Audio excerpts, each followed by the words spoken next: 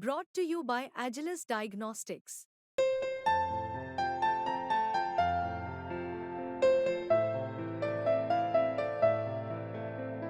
Agilus Diagnostics. Situations पे depend करता है कि कहाँ आप मर्यादा में आपके रहने से काम बेहतर होगा और कहाँ आपको मर्यादा में रखने से काम बेहतर होगा, क्योंकि उन्होंने भी काम वो धर्म के लिए ही कर रहे थे। श्री राम ने भी उसी के लिए किया, श्री कृष्ण ने भी उसी के लिए किया। प्रोसेस उन्होंने अपने अपने सिचुएशंस के अकॉर्डिंग बनाया। श्री राम के समय सिचुएशन ऐसी थी कि मर्यादा में रहना ही उनके लिए ज़्यादा बेहतर था। श्री कृष्ण के समय उनको लगा कि रहकर बहुत सिखा लिया, अगर नहीं समझ में आ रहा तो अब रख कर सिखाते। तो इट्स ऑल अबाउट कि आपका सिचुएशन कैसा है, आपको अपने सिचुएशन के अकॉर्डिंगली अपने आप को टर्न करना पड़ेगा।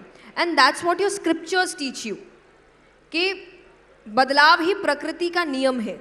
भगवान के 24 अवतार हुए, क्यों? एक अवतार में भी तो सब समझा सकते थे, क्योंकि 24 अवतार में अलग अलग सिचुएशंस रहे।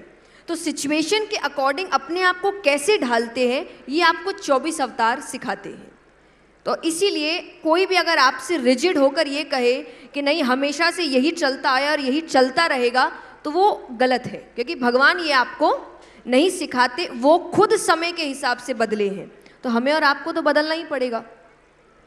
कभी आपको ऐसा लगा कि आज के युग में जब लोगों के पास बहुत ज़्यादा समय भी नहीं है और हमें किसी ऐसे भगवान की आवश्यकता है जो कि असल में भगवान श्री राम और भगवान श्री कृष्ण का मिश्रण हो, दोनों को अगर आप एक में रख दें, और जैसे आपने कहा कि ज़्यादातर जो सिचुएशन है अलग अलग तरह की आती हैं, आपको ऐसा लगता है कि कुछ ऐसा हो जिसमें हम दोनों से एक हाइब्रिड मॉडल ले सकें? आप दोनों को पढ़ लीजिए, रामायण भी पढ़ लीजिए और गीता जी भी पढ़ लीजिए। आई थिंक आपको एक मिक्सचर मिल जाएगा, क्योंकि भगवान ने तो 24 अवतार ही बनाए हैं।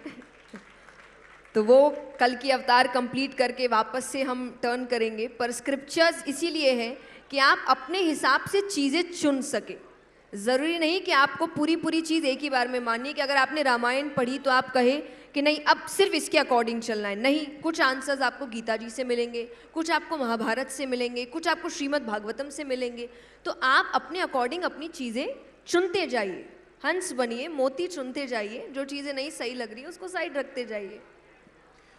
मैं बार बार आज के संदर्भ में आ रहा हूँ। जैसे आज अगर आप देखेंगे तो आज एक हमारे युवाओं में एक भटकाव है, अटेंशन डेफिसिट है, ध्यान एक जगह नहीं लगता है। हमारे सारे जो संस्कृति है, हमारे सारे जो ग्रंथ हैं, वो ध्यान पर बात करते हैं, एकाग्रता के बारे में बात करते हैं।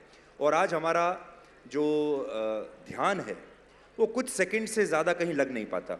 और ज़माना भी ऐसा है, T20 का ज़माना है, 1 मिनट की रील्स का ज़माना है। हम ज़्यादा देर तक सुनना भी नहीं चाहते, ना ज़्यादा देर तक पढ़ना चाहते हैं। ऐसी स्थिति में ध्यान लगाने के लिए, फोकस करने के लिए आप लोगों को क्या बताना चाहेंगे?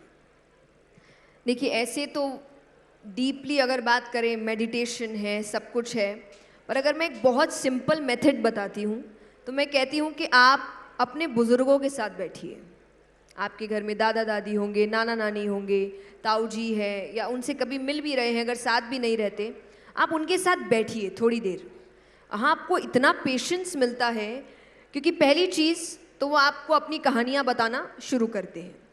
अब वो बताना शुरू करते हैं, अगर 10 बात बता रहे हैं तो 9 बात रिलेटेबल होएगी ही नहीं, क्योंकि वो उनके जनरेशन की बातें हैं, आपके जनरेशन पे लागू नहीं होती है।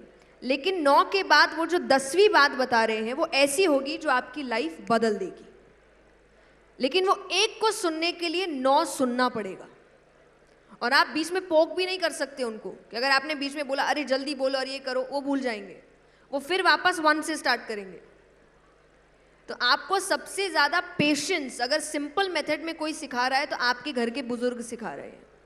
उनके साथ बैठिए, उनसे बात करिए, उनकी कहानियाँ सुनिए और शांति से सुनिए।